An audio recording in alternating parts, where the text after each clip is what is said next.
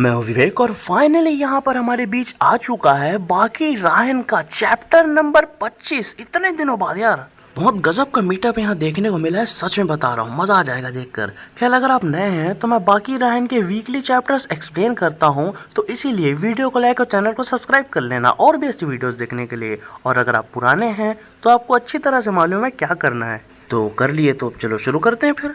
Chapter 25 की शुरुआत में ही हम देखते हैं कि किस तरीके से हानायामा जो है जैक और पिकल को दूर हटने के लिए मजबूर कर देता है। उनके बीच में आके अच्छी खासी फाइट को यहाँ पर हानायामा रोक देता है, जिसके कारण उसे बहुत गाली पड़ी है मेरे चैनल में।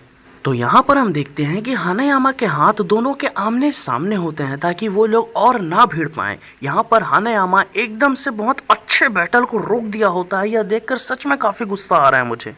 खैर पिकल यहाँ पर कंफ्यूज लग रहा होता है और जैक जो है यहाँ पर उसका तो कोई रिएक्शन ही नहीं आ रहा है फिलहाल। और उतने में ही हानायामा उन दोनों से कहता है, जेंटलमैन्स, यह प्लेस ये सब करने लायक नहीं है। आसपास बहुत ज्यादा पब्लिक है। तुम लोग अगर भिड़ना भी चाहो तो यहाँ नहीं भिड़ पाओगे अच्छी तरह से। खैर अब हम देखते हैं यहाँ पर टोकुगावा नोटिस करते हैं कि किस तरीके से 3 बेस्ट फाइटर्स उसके सामने खड़े हैं। तीनों जायंट लग रहे हैं। मतलब क्या गजब के फाइटिंग स्किल्स हैं तीनों के पास। यह सोच के देखो, यह खुद टोकुगावा सोच रहे होते हैं। और बात को आगे बढ़ाते हुए हानायामा उन दोनों से कहता है, अगर यहाँ पर तुम लोग लड़ने लगे तो बहुत ज्यादा भीड़ लग जाने वाली है। दूर दूर तक सारे लोग तुम दोनों को नोटिस कर सकते हैं। और सबसे अच्छी बात यहाँ पर यह है कि जैक और पिकल जो है हानायामा की बात को एकदम गौर से सुन रहे हैं। ये नहीं कि भिड़ने में लग गए अपना उसको इग्नोर कर दिया। फिर अपनी बात को कंटिन्यू रखते हुए हानायामा यहाँ पर जैक और पिकल को बताता है कि अगर तुम दोनों ने यहाँ लड़ना शुरू किया तो नियम का उल्लंघन हो जाएगा, और वैसे भी यह एरिया मेरा है। रियली ब्रो, हानायामा यहाँ पर लिटरली डायनो हंटर के सामने और द बाइटिंग साइबोर्ग के सामने गुंडाई झाड़ रहा होता है। और ये सब सुनने के बाद जैक का एक्सप्रेशन तो देखो, उसका मुंह तो देखो। मतलब ऐसा लग रहा है बंदे का मुंह देख करके, मतलब ये कौन है यार, ये क्या बातें कर रहा है ये।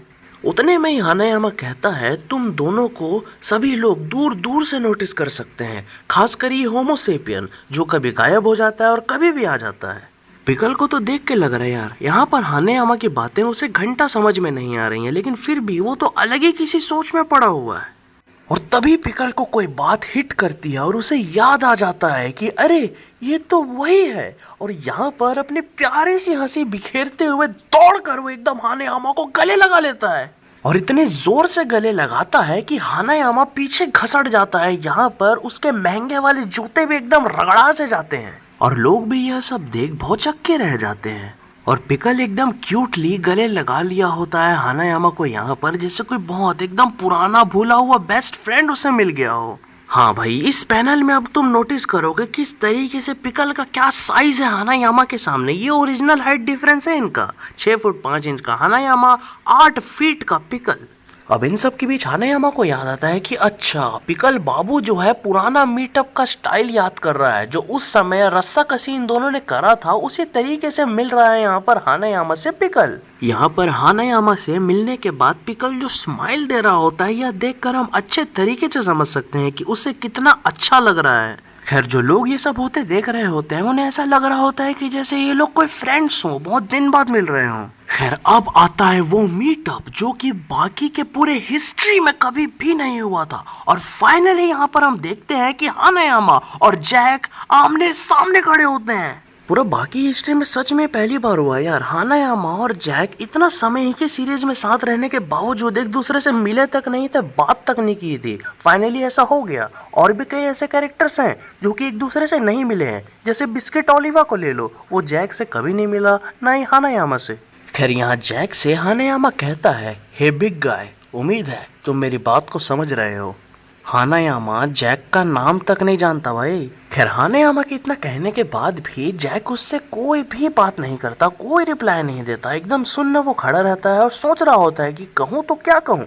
यहाँ जैक मन ही मन में सोचने लगता है कि ये बंदा तो मुझसे बहुत ज्यादा छोटा है, फिजिकली तो मैं इससे बहुत ज्यादा सुपीरियर हूँ। मतलब हाइट से तुलना कर रहा है यार जैक यहाँ पर हानायामा की। एकदम वो छोटा सा मान रहा है उसे अपने सामने, मतलब इतने हल्के में ले रहा है यार। एकदम घुमा के घूसा खाएगा तभी से पता चल जाएगा। खैर जैक यहाँ पर यह सब सोच ही रहा होता है, उतने में ही हम देखते हैं कि एकदम से जैक के कंधे में हाथ रख देता है हानायामा और एकदम से थप्पी देता है ना, थपकी देकर वो वहां से मुड़कर चला जाता है। अब यहाँ पर जैक के मन में और सवाल उठने लगता है कि आखिर ये बंदा है कौन, उसके बारे में जैक अब रियली में जानना चाहता है।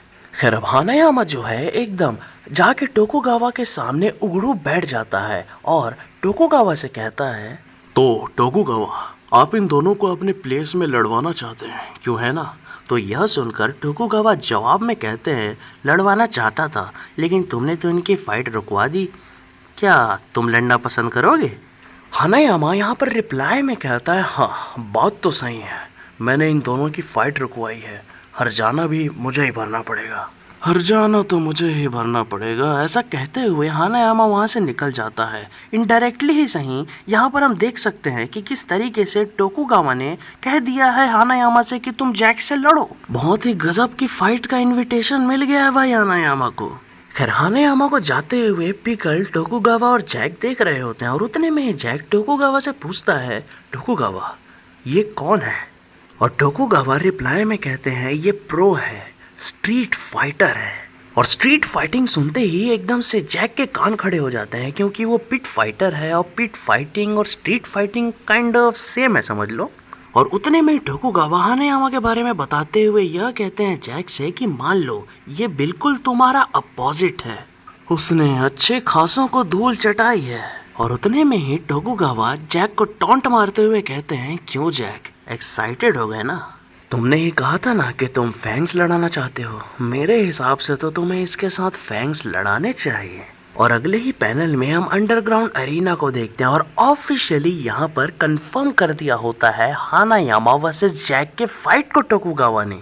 और इंटरेस्टिंग बात तो यह है कि इन सब बातों को जैक के साथ साथ पिकल भी एकदम गौर से सुन रहा है। हो सकता है जब हानायामा और जैक लड़ें तो पिकल इंटरफेयर कर दे उनके मैच के बीच या फिर देखने ही आ जाए। खैर इसी सवाल के साथ ये वाला एपिसोड समाप्त हो जाता है। लेकिन यार बहुत गजब की शुरुआत यहाँ पर कर दी है दोबारा इटागाकी ने। बहुत अच्छे अपोनेंट को यहाँ पर चुन लिया है जैक के लिए इटागाकी ने।